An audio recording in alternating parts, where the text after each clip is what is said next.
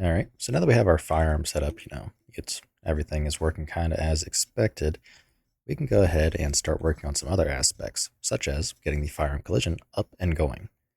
So if we select the firearm component, we have the firearm collision settings data asset. There is already a provided example.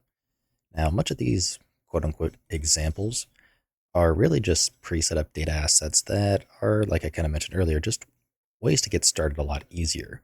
So, for example, the only things that are tweaked out of the defaults for this are the curves. So, as you can see, I provide a location and rotation curve for the firearm collision to kind of give you an idea of, okay, here's the values of, like, here's how you would get from the start to the end, if that makes sense. From the beginning of when you start having firearm collision to the end of when you're fully collapsed in. So that's kind of the idea behind it. So the other thing is we do have debug options for the firearm collision. So if we go back to our third person character, shooter pawn component, if you scroll down, you'll see the SKG shooter framework drop down and a debug. You can just simply enable draw debug trace, and I really need to kind of name these a little bit better, and we can print what is actually being hit. Now, if we hit play, we go to the side, you can see there's well, that's not enough there because we don't actually have a muzzle or anything like that. So what we need to do, and because we do want to launch projectiles from this firearm, we need a muzzle component. So let's add SKG muzzle. And just like before, we do have the initialization settings.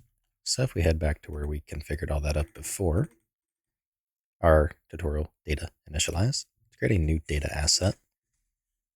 Again, search for init, and you will see the muzzle initialize settings.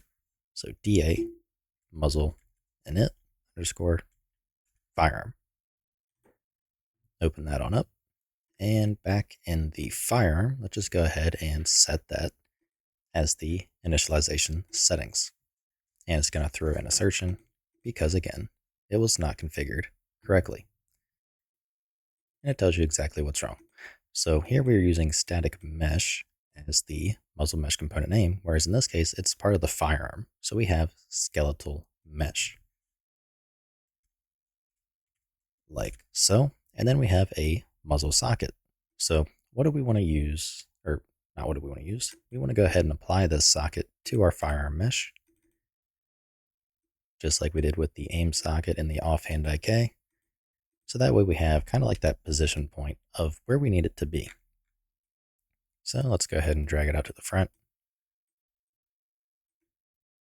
Like so, that's pretty close. And if memory serves right, we are going to want this to be, actually I can't really remember the forward direction. So we'll just have to see when we actually launch the projectiles. But it should be, I believe, I think we go Y forward in this case to follow it, but I'm not 100% sure. Anyhow, we will just leave it as is. So back to the muzzle component. Here we have the muzzle settings, which again is one of those few that we don't actually have. So what we want to do is go back here to our data folder, create a new data asset, and search for muzzle. And here we have muzzle settings. So DA underscore muzzle settings underscore firearm. Now these are very simple and can, again, are one of those things that can kind of be reused, but the main thing being the muzzle tag. We'll cover the muzzle temperature on its own because that's a completely separate system that is a little bit more involved and you actually have to do your own logic with it. So what is the muzzle tag? So in the case of this firearm, we have just, it is complete. There is no concept of a barrel slash muzzle device slash suppressor. In this case, it is basically just straight to the muzzle device. However, if we have, say, let's say hypothetically, we had three different, let's say we had a firearm, just like this with no barrel. Then we had a barrel attachment. Then we had a muzzle device attachment. And then we had a suppressor attachment. This firearm would not have this muzzle component at all because it has no barrel, no place to launch the muzzle. But the barrel attachment, that would. And this would have the attachment of barrel as the muzzle component type. Then the muzzle device, so the muzzle brake, would have another one, which would be the muzzle device. And then the suppressor would have obviously its own, and it would be using the suppressor tag. So that's kind of how this works. So again, we're going to eventually just probably simplify this once we get some more attachments in. for now, this is really all that is needed. So we have that. Let's go ahead and plug it in like so. And we should be good to give this a whirl like so. All right. So now we actually have a proper, I guess you could say, trace. But what we need to do is we need to orient this correctly. So we are off on a rotation. So what we want to do, because we are also Z forward, we want Z to be up. So let's go ahead and make that Z up, and it is Y forward. So I can't remember if I was correct or not, but we want this to be X forward. So right now, this will just go like out to the side. So we want it to go forward. So yes, that is X forward. And now as you can see, the collision goes straight back. And there is some different buffer room. So you can see we have our firearm collision, and everything is kind of working about as we would want. And then likewise, as we aim, it brings it in with us. So let's go to a corner. Let's say it's not a corner, that's a rounded edge, that's a corner. So for example, we're not colliding or anything, then we go to aim, now we're colliding.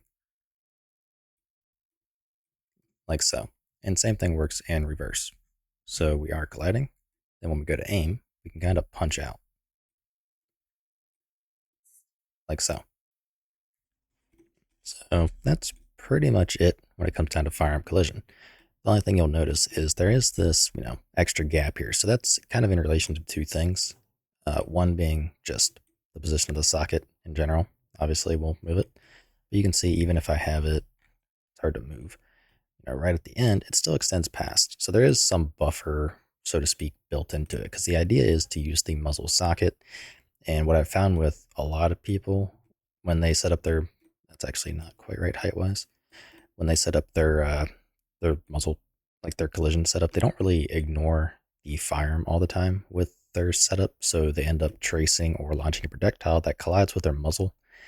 So I always try to have just a little bit of a buffer here, so that way it's not really a concern. It doesn't always need to be set up correctly, so to speak, and it just makes it easier for people that are going to be kind of screwing it up. But anyways, back to what I was talking about with the firearm collision. So you can see we have a couple different settings you can go through and tweak. So for example, the trace diameter. So how big around do we want it to be? So right now it's at 2. If I were to change this to 1 and we look at it, you can see it is quite a bit skinnier. So that's something you may or may not want. It kind of depends. So for example, if you're colliding with the handguard or something like that, you're going to be clipping into the handguard before you actually, like it actually, what do you call it? Applies an effect. So if I change this now to 5, you can see we got a chonker. So it's one of those things where you just kind of find the ground that you want. I found just kind of the default of 2, so something a little bit bigger than the actual barrel itself is usually kind of like that good starting point. So with all that said and done, we can go ahead and save, and we are pretty much good to go. So our firearm collision is implemented and done. And kind of like with everything else, let's go ahead and actually check replication really quick. So we should be good to go. I'm going to walk over to this guy here. We have a mapping context issue. That's the third-person project at its finest. So you can see we have our firearm collision and everything replicating as we would want. Like so. So, can't ignore that. That's something we'll have to fix at a future point. But that's just due to how they are setting up the default mapping context in the third-person example project. Anyhow, I feel like I've ended this 2 or 3 times at this point, so I'm going to actually end it now. Anyways, I will see you in the next one.